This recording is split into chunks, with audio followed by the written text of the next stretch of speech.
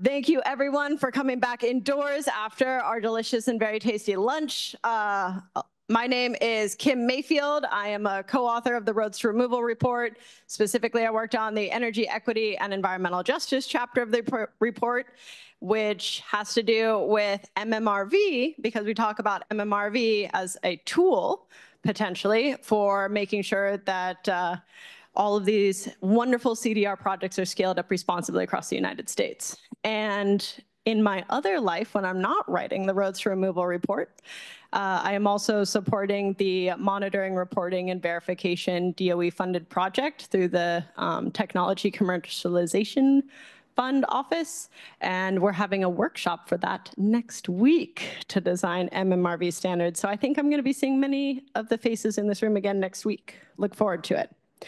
But for now, what I would like to do is turn it over to my wonderful panelists. We're going to start from the end and work our way this way. They're all going to give you a brief introduction to who they are, what they do, and why you should be hyped to hear from them today. So we'll start at the end with Vijay. Thank you. Thank you. I don't know if you should be hyped to hear from me, but let me just introduce myself. So I'm the Dean of Engineering at the University of Pennsylvania. That's one reason not to be hyped. That's my day job. I also have another life. On Fridays, I turn into a lab rat, and I work on robotics technologies, particularly autonomy with small drones. And my interest in this workshop, and the reason I suspect I'm sitting here talking about something which I don't know a whole lot about, is we deploy swarms of drones in forests to take detailed measurements of trees, primarily in managed forests, where we're able to measure the profile of the tree and essentially estimate how much carbon it contains. We do this by flying under the canopy. So if you go into a dense forest under the canopy, you're not going to get much GPS. It's really hard to communicate with base stations, and it's hard to control these drones, and therefore our drones have to be autonomous.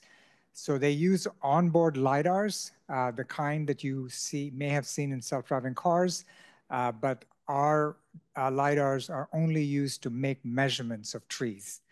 And so we consolidate these measurements, and we're able to build 3D maps of trees and essentially estimate, as I said before, how much carbon is contained in each tree. A byproduct of all of this is we can also help timber management companies or USDA, for example, to manage forests. So if you think about fighting forest fires, the first rule is you want to have a forest that you fully understand and then be able to track what happens before and after the fire, and how do you actually monitor afforestation, deforestation, and so on. So that's the work we do. Again, much of my work, as I said, focuses on autonomy and small drones. It has to be small so you can fly under the canopy in between trees. It turns out that the current state of the art is people do this manually. In timber management companies, we have people that actually physically walk around counting trees and measuring what they call DBH, diameter breast height. This is a painful process. It's prone to errors, and they certainly cannot cover the entire forest. In contrast, our drones do this autonomously. Now, our drones are about 10 times faster and 10 times more accurate than human workers who actually do the measurements, but they're not as fast as we'd like them to be. So we have another technology which involves over-the-canopy flights. So over-the-canopy flights have the advantage of being much faster. The disadvantage is you don't really get to see the tree trunks. But what we do using machine learning technologies is correlate what we see from the air from what we've measured under the canopy. So we're seeking to speed this up by another factor of 10. And hopefully in the very near future, with simple overhead flights, in a matter of minutes, we'll be able to estimate how much carbon is contained in a forest. So when somebody claims they're net zero and they're claiming that they have all these negative emissions technologies based on forestry, we will be able to call their bluffs. I mean, that's really where we're going with this. So I came to this on 2020 when it became clear that all the big tech companies were actually calling for technologies to protect or to invest in negative emissions and to protect natural resources. And At that time, and again, the pandemic gave us a lot of time to sort of self-reflect on what we were doing. It was just amazing to me that companies like Google spend extraordinary amount of time monitoring and mapping built infrastructure. If you own a house, that house has been mapped 1 million times, and it's probably, you may not be able to see it, but Google has that. And I said, well, we got to do this for the environment. So we started with forests, and we want to go to the next level, also trying to do some ocean mapping, underwater mapping as well. But that's the research we do. I have a block here. I'm almost close to my 5 minutes of time, but I want to tell you a story about this block. In my day job as dean, we also think about the future of technology, and we're building a new building on AI and data science. And I know for many in this room, those are bad words, because these technologies, as I predicted 10 years ago, are really a big drain on our natural resources and polluting the environment. Where our building is made out of wood. It's drawn from a managed forest in central Quebec.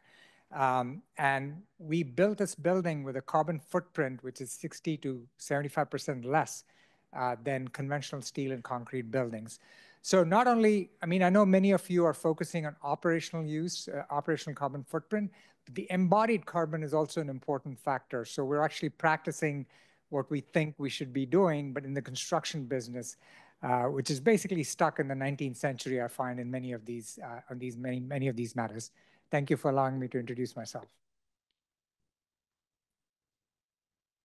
Hello, everyone. My name's Hannah Mernon. I'm the CTO at Graphite, which is a startup company doing BiCRS, so biomass carbon removal and storage. We are our projects are based in Arkansas right now. And so the way that our process works is we take in waste biomass that would otherwise decompose and put CO2 or methane back into the atmosphere. We bring that biomass into our processing facility. We halt decomposition, and we do that by drying down below a level at which microbes can't exist. So no microbes, no decomposition. We then take that inert biomass and we densify it into bricks, which we encapsulate with an impermeable film to prevent water from getting back in. We take those encapsulated blocks and we store them permanently in an underground storage chamber. Through this process, we can generate highly durable carbon removals at very low cost and very low energy. So, from the Roads to Removal report, we've learned a lot about different biomass sources. Our project in Arkansas is utilizing two main sources. One is woody wastes coming out of sawmill residues, so coming from managed forests within the Arkansas ecosystem. So we're taking chips and bark and things that don't make it into timber products. Those come into our site. And then the other main source of biomass that we're using is rice husks. So I didn't know until we started working in Arkansas, but there's a lot of rice production in Arkansas. A byproduct of that is the husks from the rice grains themselves. And those are generally either landfilled, left to decompose, or used for animal bedding. And so we're bringing those into our process as well, turning them into the bricks. We have an operating pilot. So our processing facility is in a town called Pine Bluff, Arkansas, which is about 20, 30 miles south of Little Rock in central Arkansas. We're operating at about 10 to 15,000 tons per year at that pilot. We just started 24-hour operation this week, which was a pretty big milestone for us. We're taking the bricks that we produce at the site and then bringing them to our storage site, which is about 20 miles away in Sheridan, Arkansas. We have a test burial chamber, which we've closed and are monitoring a number of bricks. And then we just closed our first two commercial chambers a couple weeks ago and started monitoring those. From a MMRV perspective, relevant to this panel, we spend a lot of time thinking about how do we have very precise and accurate measurement of the carbon that is going into the process. And so that involves a lot of measurement of the biomass coming into the process as well as the energy we're emitting through the process. And we've just gone through this in pretty great detail because we're in the process of working with Isometric to verify our credits. And so we have very precise understanding based on the carbon content of the biomass and the weight that goes into the storage site of the amount of carbon that we're removing from the atmosphere. And then the next part is, of course, to monitor that over time. And so the way that we do that is we have our storage chambers that are enclosed in a liner. Once we seal that liner closed, it's relatively straightforward for us to then monitor any gas generation within that enclosed liner. So, we are sort of the very definition of a very closed and localized system. We know exactly where the carbon is, we know exactly where we put it, and we can now monitor very closely for any generation of CO2 or methane over time. So that's the process that we're undertaking. We are in the process of expanding beyond our pilot site to about 10x the production in the same facility down in Arkansas. And I think I'll stop there and give us more time for questions. Hello? Yeah. Hi, I'm Katie Lebling. I'm a research associate at World Resources Institute. So WRI is a global nonprofit research organization. And we focus on a bunch of different topics at the intersection of climate change, environment, and sustainable development. So we have a small carbon removal team in our US program, and I work in that team, mainly focused on carbon dioxide removal policy, mainly at the federal level, but also international and state level.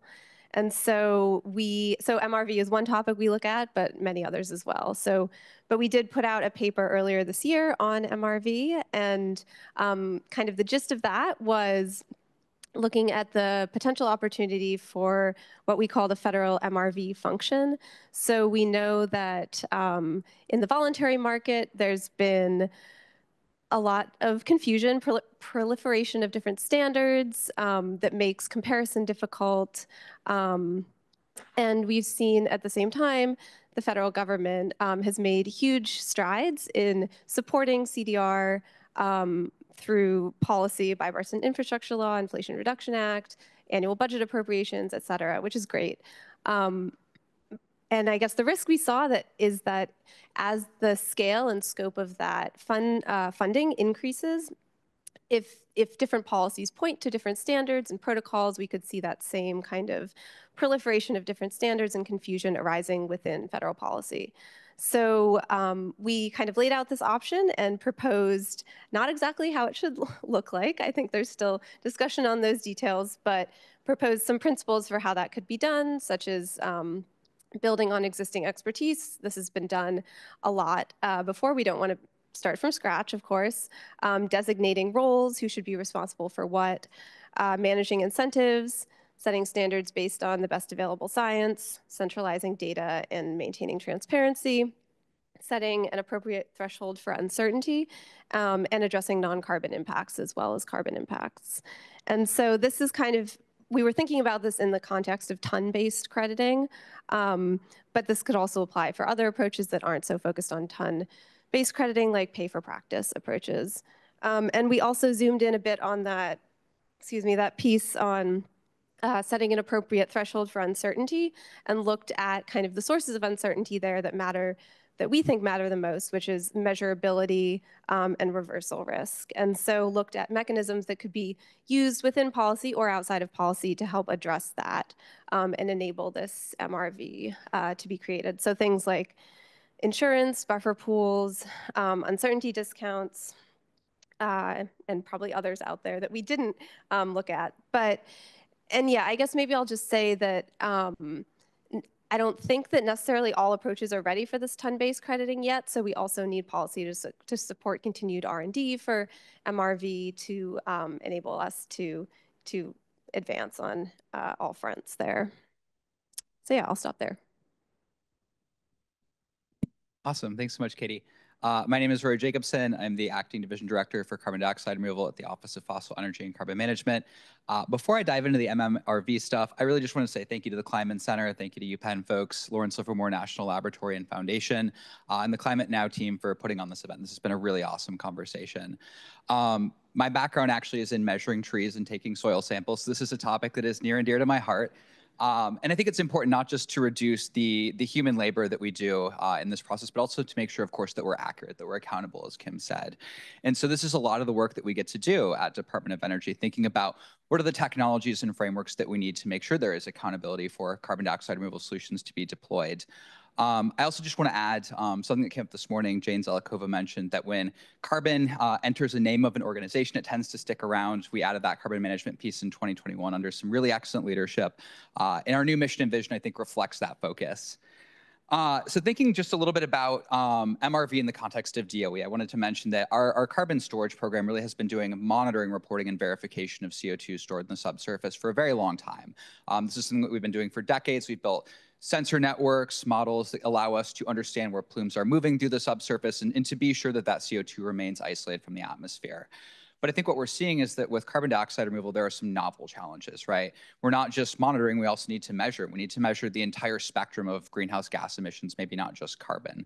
So there are a lot of novel challenges here. It came up in Dr. Petrich's talk this morning, but we have this carbon negative shot that was launched in 2021, this idea that we should be driving towards a cost target of $100 per ton net carbon dioxide equivalent removed from the atmosphere by 2032. And this is a cost target that operates across different technology pathways. So it could be direct air capture, could be marine carbon dioxide removal approaches. So thinking across that entire portfolio. Not one of them has to get to that $100 per ton target, but collectively across our portfolio. And reflected specifically in that target is the really, really important objective with rigorous MMRV. And so in pursuit of thinking about how to do that, we thought a really good place to start is through the Technology Commercialization Fund, issuing a lab call basically to involve our national laboratories to start thinking about the frameworks that we need. Oh, okay. I thought that was a wrap it up, Rory. No, it's been a phenomenal effort. We're about a year into it. There are really important, I think, technology-specific projects being done, for example, at NREL on biomass carbon removal and storage, looking at how we think about counterfactuals with biomass use and thinking about the emissions across the conversion and supply chain, transport, all of those pieces. And then its fate, whether it's under the ground in sort of a vault or some of the other pathways that we talked about during the hydrogen panel. But then also really important questions that Lawrence Livermore team is dealing with around how do we have comparability across these different pathways when there are very different types of uncertainty in either the measurement or human error, reflecting back to some of those tree measurements I took in grad school. I think all of this really matters for two key reasons at DOE. First of all, FECM is really focused on developing pilot projects and demonstrating first-of-a-kind proofs of concept in a commercial environment in field scale. To do that, we have to have good MRV. And we have to develop the frameworks, as Katie mentioned, I think, to ensure that there's accountability and potentially appropriate access to voluntary carbon markets, which is the second piece. We've launched a first-of-a-kind initiative at FECM, the CDR Purchase Pilot Prize, which gives us the ability to actually buy carbon removal credits from technology developers and suppliers that we think have really rigorous MMRV. This gives us the ability to indicate what we think good MMRV looks like to the voluntary carbon market, setting a really important example. And so I think, obviously, the stakes are very high for that effort, but I am encouraged by all of the great work being done in the private sector and by academia and, of course, our national labs. So thanks again for having me. And thank you very much for funding that wonderful work. All right, so what we're going to do is I have a few prepared questions that we're going to throw to these panelists while you think of how you want to torture them later. Okay, so the first question, we're going to kind of start big and work our way small, is while we are doing all of this wonderful work with developing monitoring, reporting, and verification standards here in the United States, there's other countries outside of the United States, elsewhere in the world. And so the question for this panel is, while you are developing standards here in the US, how are you ensuring or not ensuring that there's going to be consistency with international markets, international stakeholders, and that there's going to be consistency for whether a carbon dioxide removal project is done here or in Kenya, because the atmosphere likely doesn't care where it happened. So take it away, whoever wants to jump in first.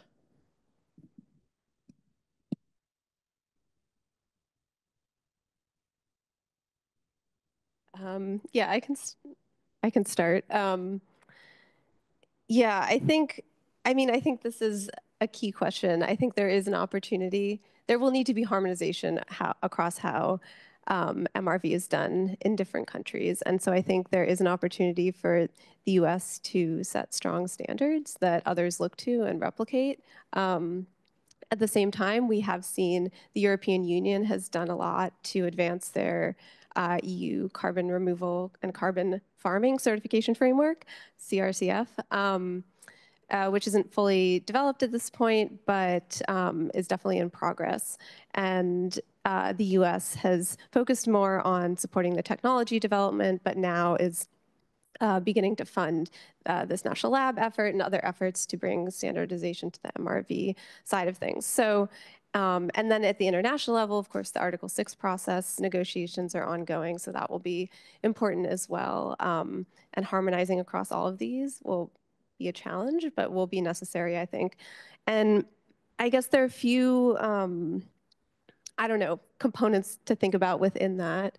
I think if you're doing a carbon removal project, what MRV you look to kind of depends on whether you're funded by the government, by public funding, if you are selling, or if you're selling on the voluntary market, like whose standards are you looking to? And ideally, those would become aligned as the government signals what high quality looks like, and the voluntary market can then look to that as well. And then I think it also depends on how the credits are used. If they're used for compensatory claims, potentially they should have higher certainty around measurability and reversal risk, compared if they're used for research or other purposes that aren't being used to track progress against our climate targets. But and I guess just lastly within that, I think, as I said before, focusing on the carbon accounting as well as the environmental impacts, I think is critical. If we have good carbon accounting but terrible environmental impacts, that's not going to have a holistic benefit. It's not going to gain support on the ground. So I think that's important. And I think there's also could be consideration of evolving stringency as the technologies develop. I don't know my own answer on this, but just raising it as a consideration where we are today, meeting the industry where we are today. So we don't have all the answers. Technologies are still being optimized, and maybe in the future, when we're much further along, the standards can evolve as the technology evolves as well. Yeah, I think that point on tech sharing is very important. For example, we funded some spectral tools for soil science, so being able to quickly identify the amount of carbon that's in a given soil sample in the field and in that moment, I think is a huge opportunity. That technology could train with data that, for example, could be done in the Southeast US. It could also be trained on data that is in sub-Saharan Africa, for example. So there are widespread applications of these tools, and it's really an opportunity to share technologies that are developed here in the US. I think the other thing is developing frameworks we all agree on. The IPCC is just now kicking off a process thinking about what it looks like to build a global methodology for accounting for carbon dioxide removal within our NDCs, right? So if we start doing CDR at scale, it's going to be accounted for within our Paris Agreement commitments. We should all agree on how we do that arithmetic to ensure that we all believe that Paris Agreement commitments are credible and that we're making the progress that we've claimed. And I think the technology sharing piece really enables that broader coordination on frameworks for accounting. Well, those were wonderful answers. Thank you for taking us global. And now we're going to head back to the United States for this next question. And I think that our other two panelists might be pretty well poised to answer this one. So when you're thinking about what it actually takes to do MMRV for a CDR project in the United States, there are many people that have many answers about what the CDR company should be responsible for, what the CDR marketplace should be responsible for, and what the government should be responsible for, and even within that, different governmental agencies like EPA, DOE, USDA. So in your feelings and experience and expertise, could you let us know what you think about who's responsible for what when it comes to MRV? Yeah, so as I said, we're very much in the thick of this right now and actually doing a lot of this work as we're working to scale up our project in Arkansas and working to get credits that are verified and able to be purchased on the voluntary carbon market. And so there's a number of different pieces that we have worked through. I think the first is, there's an element of how do we measure and monitor non-carbon environmental impacts. And so I'll start there because I think the carbon stuff gets there's more sort of nuance and thickets within it. For the non-carbon environmental impacts, in my opinion, we're responsible for doing the work to design and build a project that we understand and minimize any non-carbon environmental impacts or other community impacts. But a big part of actually verifying and making sure we do that, and responsibility for ensuring that we are living up to that, is the permitting agencies. Our project is permitted through, just like any other project, through the Arkansas Department of Environmental Quality. So that includes the air permits we get for operating our processing facility. That includes the storage permit we have, which is permitted under existing landfill regulations. And so there we have to demonstrate how are we designing the storage site to meet all of the regulations associated with any water runoff emissions, and how are we going to test for those, and all of the responsibilities that come along with operating a project, just like any project, have to be verified, and we need to live up to the permitting requirements that for us come under the Arkansas Department of Environmental Quality. So I think that's one piece. The other piece is around the carbon measurement and monitoring and verification. And so there, again, I think our responsibility as the technology and project developer is to do the work to be able to measure and to be able to monitor and design the project in such a way. But then external agencies absolutely have to verify that we are doing what we said we're doing, because otherwise it's very difficult to have sort of transparency and trust in the market, and for buyers to feel confident that they're buying what they think they're buying. And so in our case, what that looks like is we've installed the equipment to let us measure and monitor and verify our whole process. So we have meters that measure the electricity on a minute by minute basis of how much electricity we're using in our processing facility. We keep track of all of the trucks that are coming to our site and the distances they traveled, so we can calculate the emissions associated with them. We measure exactly how much encapsulation film we're using, and we calculate all of the emissions associated with making that film. We measure the embodied emissions of the facility that we're in, and we calculate those and capture those. So it's our responsibility to capture all of that data. Same on the monitoring side. It's our responsibility to design a system that enables us to accurately and trustworthily monitor any leakage or emissions associated with our project. But there is a role for others to help verify and make sure that we're meeting the standards. And so I think there's two parts there. One is like setting the standards, and one is verifying that we're meeting the standards. And so this is why I say there's like many levels to this. I think the setting the standards, many of the folks up here are involved in that, and things like what DOE is doing around trying to send signals for the DOE purchase prize of what does high quality CDR look like, and how do they think about designing different MMRV, working with national labs, and how do you define the standards across many pathways, which is not an easy task, like having a set of standards that applies to both marine and BiCRS and DAC. Like those are very different science pathways, and figuring out how you design consistent MRV policies across them is very challenging. But I think that's where the national labs and DOE can play a role. Then there's a role for folks like Isometric or other registries or verifiers to say, okay, now that we've set these standards, are these suppliers living up to them? And that's where they're coming and doing an audit on us and literally looking at our receipts and our utility bills and our truck tickets from when the trucks showed up at our site, and all of the detailed validation that goes along with it. So I think it's a complex process. The more we do it, I think the more streamlined it will be. So we just went through this process and did our first verification, and we learned a lot about how should we do this in an easier way that's going to make the data transfer more transparent, more easy, more streamlined. I think that's only going to get more so. But I think there's still work to be done on how do we set these standards and make it clear across these different pathways.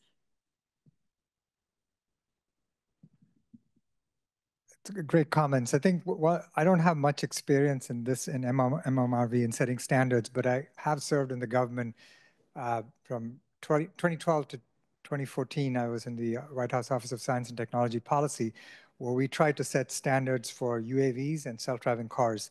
And I quickly realized this top-down approach informed by scientific experts never seems to work in Washington, D.C. But the one thing, and I want to pick up on something that Rory said, and Katie also pointed to that. I think if you develop technologies that are shared and are easy to use and inexpensive, then the onus is on individuals or companies or private landowners to try to benchmark themselves according to that. And so, you mentioned, we have a National Science Foundation funded engineering research center on the Internet of Things for agriculture.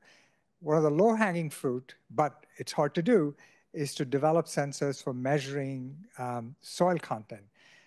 So the easy one that people will pay for is water content, moisture content. The harder one is nitrogen. The carbon content, nobody cares. So if we, the academic community, could actually develop these sensors and make them accessible, I think that's one way of doing it. And likewise, the data sets that we have, the sensors we develop, the platforms we develop are all open source. And I think in 5 years, if you make claims about forests and not using these open source technologies to qualify what you're trying, what you're saying you're achieving, I think that's going to be increasingly harder. So that's another way of doing it, but I appreciate the challenges that you just spoke to. Thank you so much, and thank you for your service.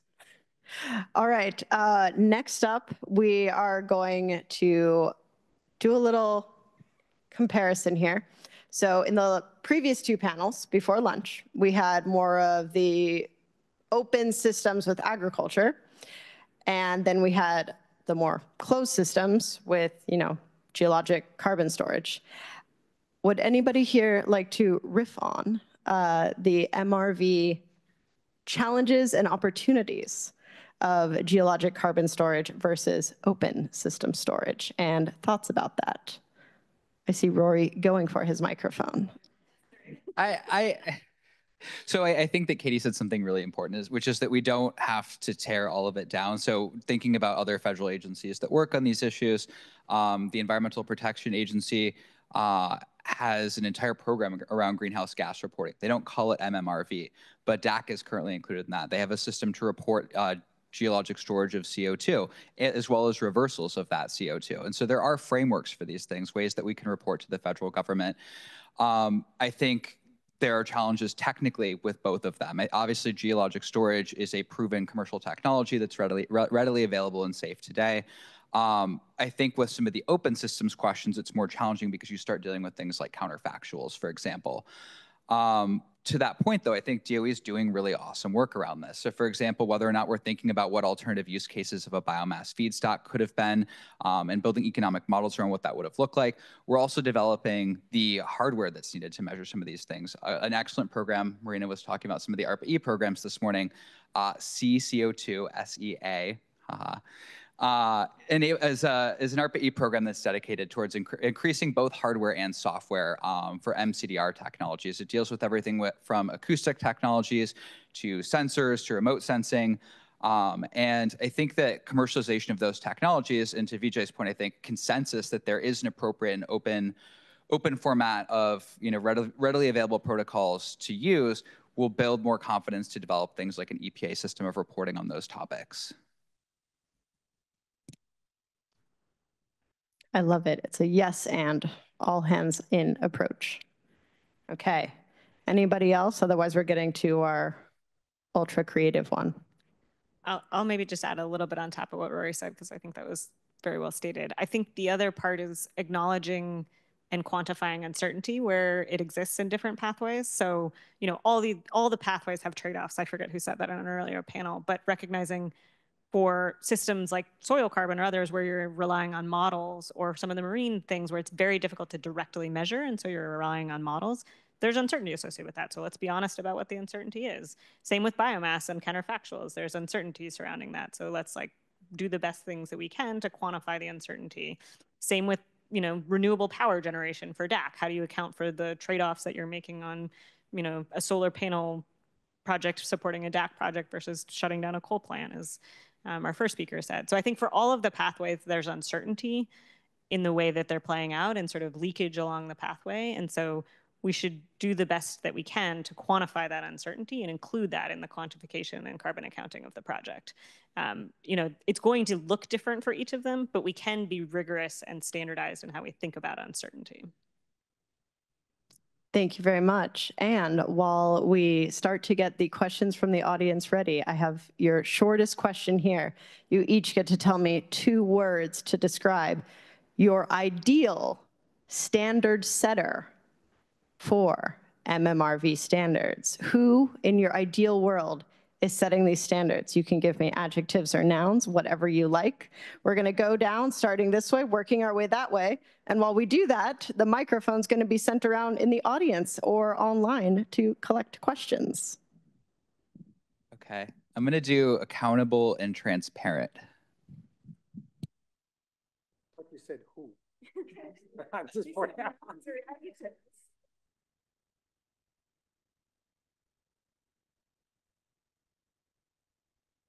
Oh, I wasn't ready for the 2 words piece. Unconflicted,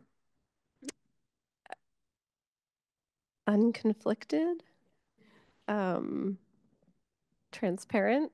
I think you said that already, but I support it. I was also going to say unconflicted.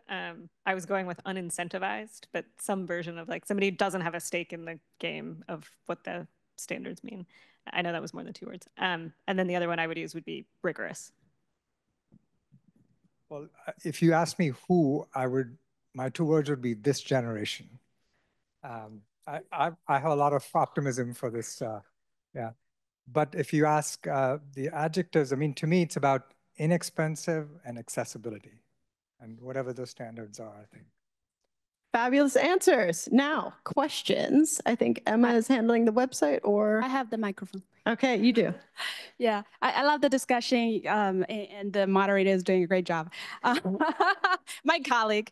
So I have a question about how you view the trade-offs between the time you need to develop the most rigorous MRV framework versus the urgency we're facing about the climate, that projects need to get deployed and start working. But to have that perfect ideal framework, it might take years to get there. How do we balance out the trade-off between those?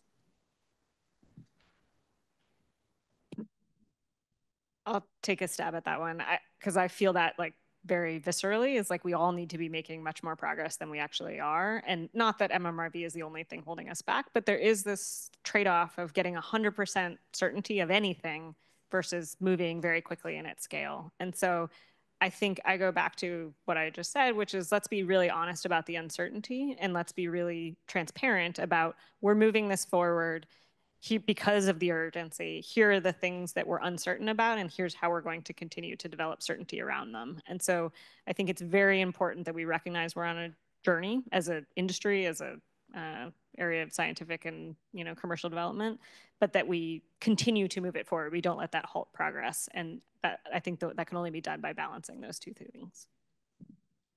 All right, we've got an online question. In light of recent news of a small migration at the ADM Decatur site in Illinois, how do advanced MMRV technologies become more commonplace or accessible in project design without disrupting the momentum of carbon sequestration? I think that's a really important question. I would defer to my technical colleagues in the storage program on exactly what happened. I'm sure DOE and EPA will publish documentation on that. I think the important piece is that the MMRV tools that we have in place let us know that that disposition happened. We have an audience question here. Yeah, so MMRV, you all are charged with buying carbon credits for this meeting. What would you buy? Say that from DOE's standpoint, and specifically FACM, we're actively running a solicitation on this. We've selected 24 semifinalists that are currently working towards developing their full CDR offtake contract for DOE to review, including their MMRV standards, process, protocols. We will release, I think, our finalists for that early next year. So we'll let you know as soon as they come out. The government is an early buyer. Yeah, we will take stances on what credits are ready to buy today. Are people buying them now? Oh, I understand. Okay. Oh, I can't speak from a personal standpoint. I think that Dr. Wilcox, and I'm sure that all of the folks at Penn did very rigorous research.